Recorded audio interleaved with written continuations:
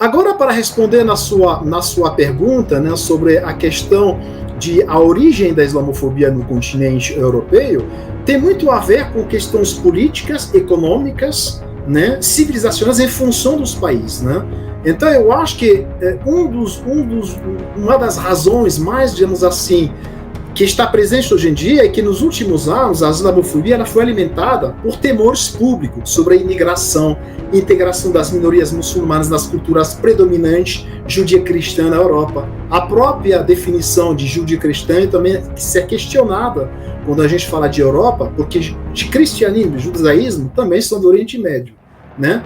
Nós temos que levar em consideração também, Lídia, as tensões, né, que existiram, né, que foram exacerbadas pelas consequências das crises econômicas que a Europa conhece desde 2017 e pelo surgimento de movimentos nacionalistas populistas, né? Eles também foram amplificados pelos ataques também perpetrados por extremismo violento islâmico, né, nos anos 2000, né, e também nos anos 80 e 90 em alguns países como a França durante a década negra, a Guerra Civil Argelina entre 89 e 2000. Então tudo isso são elementos, né, que de uma certa maneira originaram a islamofobia. Em relação a esse processo de estigmatização que sempre volta com os mesmos argumentos, né? Associação entre Islã e terrorismo, a ideia de que existe na religião muçulmana uma opressão da mulher, né? E a ideia de que a religião muçulmana é uma religião exógena de estrangeiros, né? Que não estão integrados na América Latina e que tem vínculos com organizações criminosas. Então, esses são três argumentos muito reiterados, sempre os mesmos argumentos. Eu escrevi também em 2002 um artigo sobre o olhar da mídia sobre os muçulmanos no Brasil, e eram esses três argumentos que são até hoje, né? A opressão da mulher, a associação entre, passaram 30 anos, né? A associação entre, não, nesse caso 20 anos, a associação entre Islã e terrorismo. Agora, outra coisa que é muito importante quando a gente já fala da islamofobia é que a islamofobia ela se destaca das outras formas de racismo ou de extremismo ou de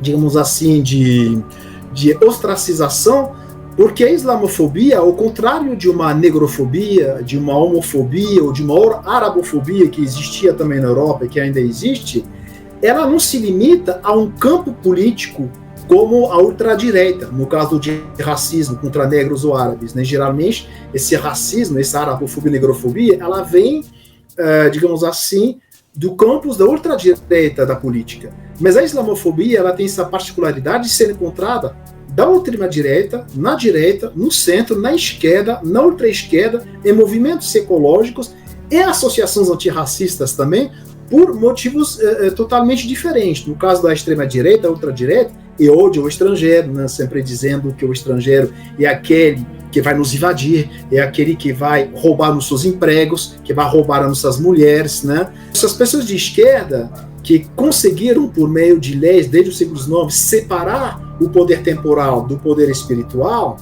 vem na volta de uma visibilidade muçulmana uma maneira de fato ver uma vitória progressiva da volta da religião na esfera social, né, das sociedades europeias, e então muitas pessoas da esquerda vão então enxergar o Islã como sendo um eventual problema que poderia fazer com que nós vamos perder essa conquista, essa vitória contra a separação do poder espiritual do poder temporal, né? É por isso que em muitos movimentos de esquerda e de ultra-esquerda, geralmente considerados como antirracista, aparece também uma forma muito poderosa de islamofobia que vai se associar indiretamente ou diretamente com essa islamofobia de ultradireita. Nós vamos ter, por um lado, um medo de uma invasão étnica de muçulmanos, e do lado da esquerda nós vamos ter medo de uma invasão de uma outra civilização, né? Então isso seria, de uma maneira geral, global, Líbia, a origem da islamofobia na Europa. Teve, por exemplo, no caso da Argentina, essa ideia do xiismo, a partir também de 2013 e das tentativas do governo de assinar esse memorando com o Irã, houve uma grande oposição por parte da comunidade judaica, de que o governo então crie esse memorando de entendimento com o Irã para esclarecer essa questão.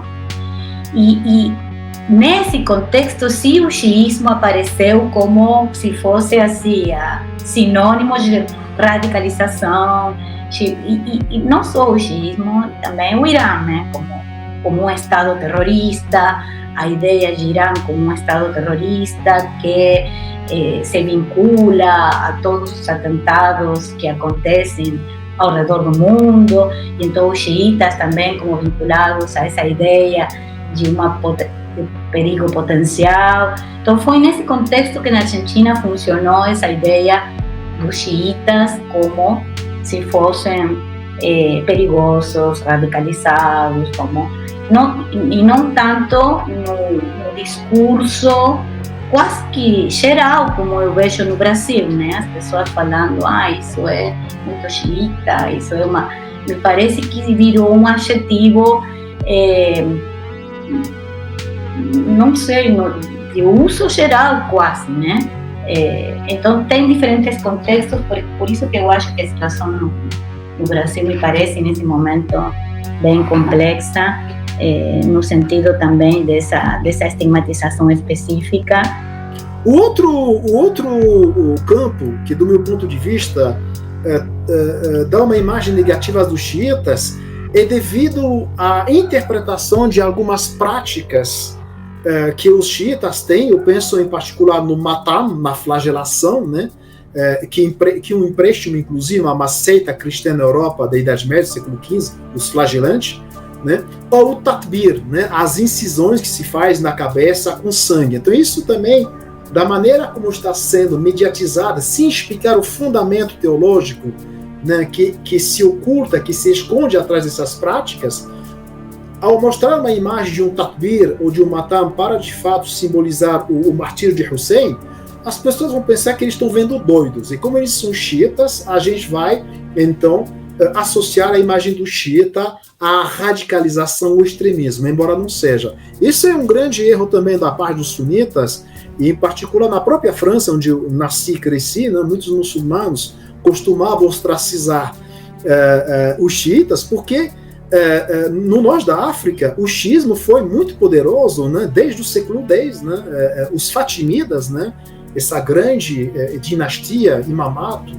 né, que nasceu entre o século X e o século XII e XIII, ele nasceu no norte da África. Você tem uma presença xiita muito forte. Ele nasceu na Argélia, na região berber da Cabília, na região dos Babores, por meio da chegada de um dahi, né, de um propagandista xiita, Abdullah al-Shii, que conseguiu islamizar e xiitizar as populações berberes, que de uma certa maneira se opunhavam ao sunismo dos árabes, né? E a partir dessa região do norte da África que vai se constituir a dinastia Fatimida, em primeiro lugar criando uma capital na atual Ifriqiya, na Tunísia, Mehdia, depois na cidade de Kairouan, muito conhecida pela sua magnífica mesquita, e vão, em 969, criar a capital do Egito que nós conhecemos, Al-Qahira, né? Em 969, são tropas berberes da Argélia, liderada por um siciliano convertido ao Islã,